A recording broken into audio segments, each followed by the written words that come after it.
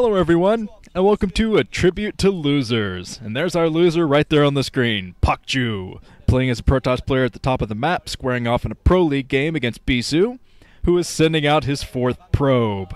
Freaking cheesy, handsome bastard. So he's down there in red, and up at the top is Pokju. Now, to put this commentary in its proper time place, this game was played in June of 2007, so shortly after Bisu won his first MSL against Savior, and shortly before he won his second MSL against Stork.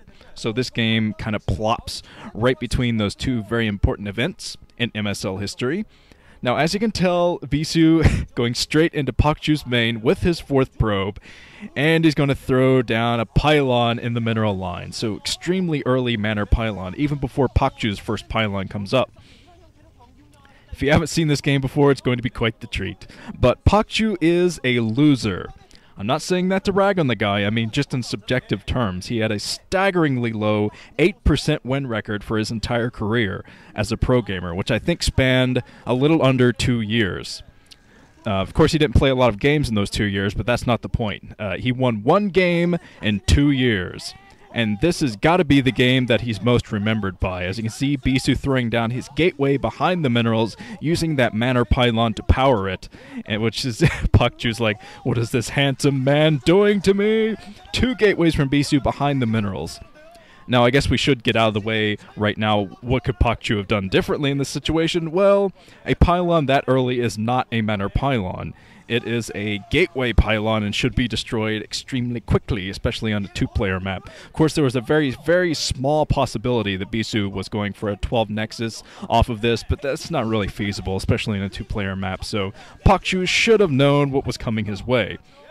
But Bisu lost his first pylon in the mineral line. Pokju finally devoted some probes to taking that down, but he threw down another one behind his gateways, and now they're both powered. And Pokju is kind of screwed, because there's not really any way he's going to be able to get back there and kill that pylon. So, yes, this is the game that Pokju is most remembered by, and this is not the last time this strategy was used, by the way. Stork used this against Best on Plasma in the Incruit OSL semifinals, which is actually a game that I casted. Hilarious game.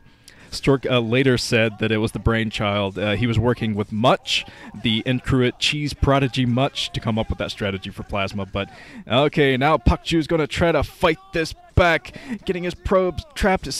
Bisu made it so awkward for him to go back here with any kind of units to fight this back, and that's why Bisu kind of had this game from the beginning. When Pokju did not devote enough probes to taking down that first pylon, he played right into Bisu's hands. I mean, Bisu was just anticipating that happening. So Bisu going to have the overwhelming number of zealots out, proxying, well, offensive gateways inside of the main, which is the ultimate insult in a PvP.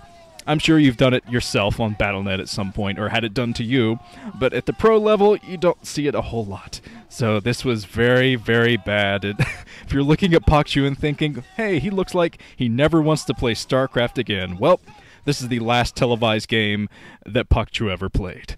So, Pokju retired, and I don't know what he's doing these days, maybe bagging groceries, or maybe he's in real estate, I don't know. But he's forever known as the guy who lost horribly to Bisu, and I don't want it to be that way. Like I said, Pokju only won one game for his entire career as a pro gamer, but that one game was against Nada in 2006, so kind of the tail end of Nada's prime.